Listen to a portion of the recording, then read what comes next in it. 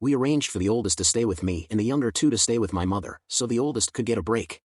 When I arrived to pick them up, my sister told me her oldest didn't want to come, but she was forcing her to. For the first 2 weeks, my niece cried every day. I finally approached her and apologized that she didn't want to be here, but she cried harder and told me she wasn't crying because she didn't want to be here, she was crying because she didn't want to go home. My husband and I discussed the possibility of her moving in with us until she turned 18, but she told me that if she returned home, she wouldn't be alive to see 18. My husband was very against taking her in, not because he didn't love her, but because it would be a financial burden on our family and cause a fight with my family if we did.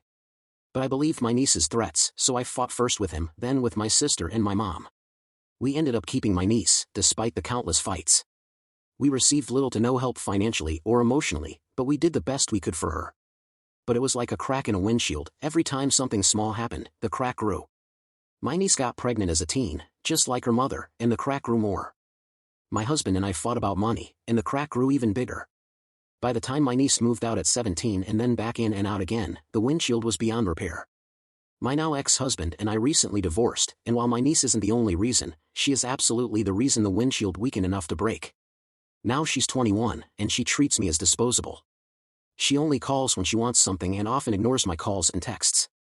She told me she thought I had the perfect family and that she regretted moving in with us because she was wrong, never once considering that she was what changed the dynamics so much. To say that it hurts my feelings is an understatement. My ex and I are building a friendship again, and I am thankful for him. My birthday just passed, and not one member of my family acknowledged it outside of my kids. But my ex and his stepmom both did, and I am very grateful for them. It's hard when you hear blood is thicker than water over and over, only to realize that sometimes blood family is unhealthy for you. But I am learning. Edit, since I see this recurring in the comments, let me say that both my ex-husband and I did everything to make my niece feel welcome and safe. We had her in therapy. When she told me she was having sex, I took her to get on the pill. We taught her to drive and took her to soccer practice, drama club, and everything else she wanted to join. I don't fully blame my niece. 1. She was a child. 2. I made my choices. I could have said no. My ex-husband did say he didn't want to take her in until she was 18, but he also helped me when I begged to do it. I believe I am allowed to be frustrated with my niece for her part in this, and I would absolutely never say any of this to her, because you just don't do that to kids. Thus, this ranty post on Reddit to get out some of my negative feelings. Trust me, I own my faults, but that's a whole different post to make. From the comments. I honestly think you need therapy as much as she did. Your people-pleaser tendencies made a massive problem that might have had a different, better solution. Oh, I have been in therapy for years. I absolutely acknowledge that I have issues. I'm not sure what a better solution would have been, though, and that's a struggle. True, except there were grandparents and others. If she was that bad, threatening to call CPS might have scared the grandparents into taking some action against their kid. But yeah, that would have triggered a war with your parents, but well, FM.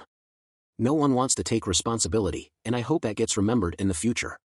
FYI, what did your husband think would work since he didn't want the kid? CPS had been called on my sister several times.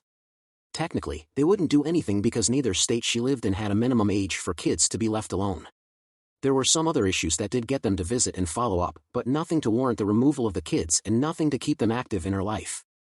Examples of follow-ups: there were no doors on bathrooms once because my sister thought that was an appropriate punishment for finding out her daughter had cut herself. CPS made sure the doors went back up and stayed up.